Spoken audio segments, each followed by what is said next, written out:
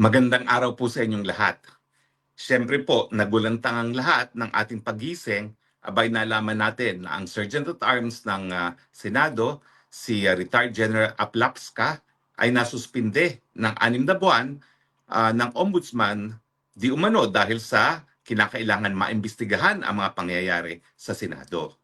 Totoo po, kinakailangan maimbestigahan kung ano nangyari sa Senado dahil hindi po pwede na linulusob ang institusyon ng Senado na sa ating kasaysayan ay talagang simbolo ng demokrasya. Kaya po yan pinangangalagaan natin ang mga senador po dahil ang kanilang mandato ay nanggagaling sa buong sambayanan at hindi lang sa isang distrito ay nagiging independyente maski na po merong mapang-abusong presidente at lalong-lalo na kung merong mapang-abusong presidente.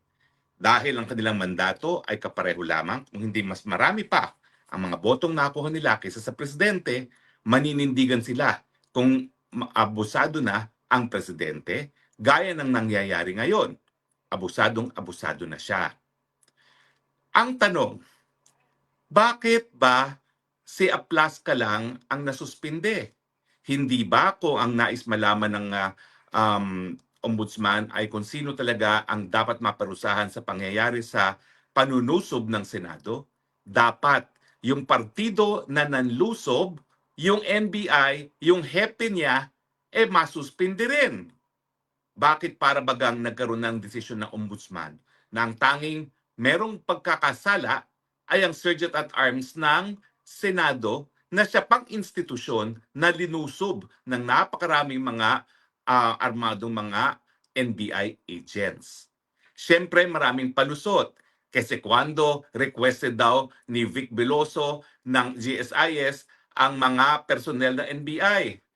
Ano naman ang kinalaman nung request ni Vic Veloso doon sa pagdidrill, doon sa sa pilitang pagbubukas ng pintuan na nagko-connect sa inuupahang premises ng Senado doon sa mga lugar kung nasa nandun yung mga NBI agent.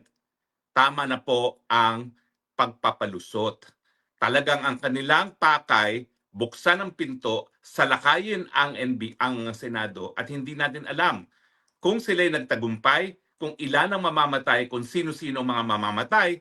Pero siyempre, nung sinabi ni Senate President Alan Cayetano that the Senate was under attack, nakita naman po natin yan sa ating mga sariling mga mata dahil nandun naman ang mga kameras ng telebisyon, SMNI, mainstream media, pati na po mga vloggers at iba-iba pang mga mamamayan.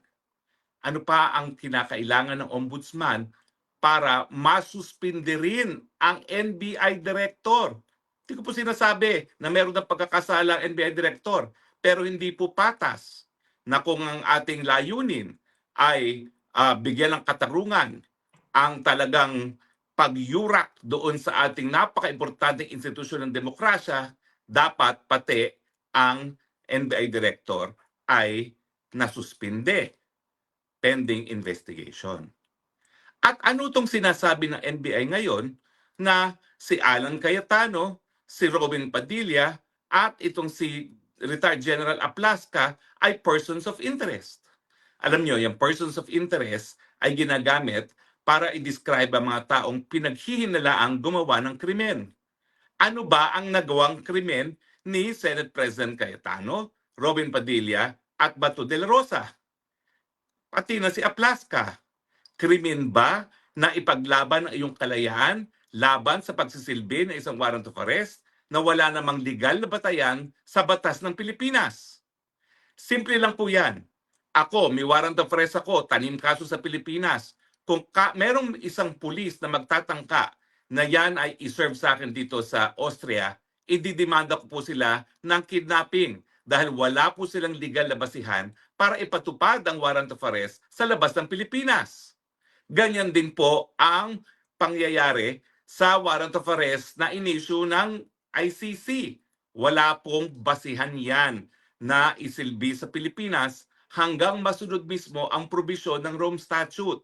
Yan ay dapat magkaroon ng pagtutulungan sa parte ng Pilipinas at ng ICC at bago mapadala sa dahil ang isang akusado, kinakailangan iharap muna sa lokal na hukuman. Bakit? Nakasaad yan sa Rome Statute, unang-una.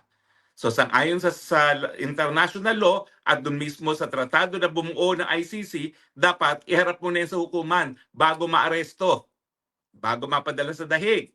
Hindi naman po pinatupad yan. At ganyan nga po yung nangyari rin kay Tatay Digong, kaya nga sinasabi natin na kidnapping ang nangyari kay Tatay Digong. Ngayon, ano ngayon ang person of interest na nakaalis si Bato de la Rosa sa Senado? Kung hindi nga krimen yung pagtutol na siya'y maaresto, bakit magiging krimen yung siya'y aalis sa Senado? Di ba po? Kung ako po ay isang Pilipino, aarestuhin dito sa Austria na wala namang legal na basihan yan at dahil walang visa ang mandamiento de aresto sa Pilipinas dito sa Austria, at ako ay voluntaryo umalis matapos akong tangkaing kunin, meron ba akong krimen na ginawa? Wala. Kasi wala namang legal na basihan para ikaw ay detine. Dahil walang legal na basihan para ikaw ay arestuhin, wala ding krimen na mangyayari pag ikaw ay hindi nagpa-aresto at umalis ng voluntaryo. So yung pagtatawag sa kanila na person of interest, para bagang sinususuga ng NBI yung sinabi na ombudsman na tanging si Aplasca lamang ang dapat masuspinde. Dahil nagsalita na nga ang ombudsman na meron daw legal na basihan yung pagsisilbi ng warrant of arrest sa Senado nung gabing yon. Well, unfortunately for Mr. Ombudsman, ang trabaho ng ombudsman masigurado na ang mga batas na umiiral para sa mga taong gobyerno napapatupad, lalong-lalo na yung mga batas na laban sa korupsyon. Pero pagdating po dun sa desisyon na legal ba na isilbi sa Pilipinas ang isang mandamiento de aresto ng dayuhang hukuman na hindi sumusunod sa sariling proseso ng hukuman na yon, hindi po ombudsman ang magdedesisyon yan. At lalong-lalo namang hindi DOJ yan. Dahil narinig natin ang DOJ na nagsabi, legal yung service of warrant of arrest na yan. Pwede silang magsabi ng ganyan, lahat pwede magkaroon ng opinion, pero ang tanging masusunod ay ang ating kataas-taasang hukuman dahil yan ang nakasaad sa ating saligang batas. It shall decide with finality, constitutionality of treaties, agreements, and laws.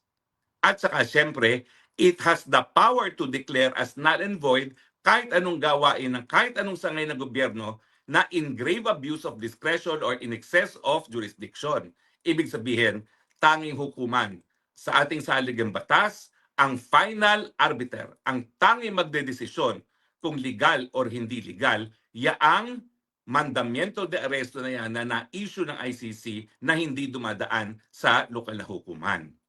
At hindi na ba nagsabi naman ng Korte Suprema, 72 hours lamang para magbigay ng kanyang posisyon ang ehekutibo. At another 72 hours para sagutin muli ni Senator Bato de la Rosa. Pero ano ang sinasabi ng Ombudsman at ni DOJ Secretary? Wala kaming pakialam dyan sa hukuman na yan. Dahil kami nagdesisyon, legal yan, sumunod kayo sa amin. Mali po yan. Dahil bagamat kayong dalawang institusyon, Ombudsman at DOJ, ay makapangyarihan, ang pinakamakapangyarihan pa rin sa bansa natin ay ang saligang batas na pinatutupad ng Korte Suprema. Huwag kayo sa Supreme Court. Sana po, ang lahat ng mga institutions, ang lahat ng mga personalidad, sumunod lamang sa nakasaad sa ating saligang batas. Para maiwasan ang pagdadak ng dugo, dapat mapayapa na nare-resolba ang mga kontrobersiya. At ang tanging paraan na nakasaad sa saligang batas para dyan ay idinggin ang mga kontrobersiya sa hukuman, antayin magdesisyon ang hukuman sa mga kontrobersiya na yan, at matapos ay sundin ang desisyon ng kataas-taasang hukuman. Yan lang naman po ang hinihingi natin nang sa ganon, hindi tayo pagtawanan sa buong mundo na talaga namang umiiral ang law of the jungle. Maraming salamat po sa inyong patuloy na pagtangkilik. Ito po ang inyong spokesman nagsasabi, I love you Philippines. You're the only country that I have. You're the only country that I love. God bless the Philippines. Bye.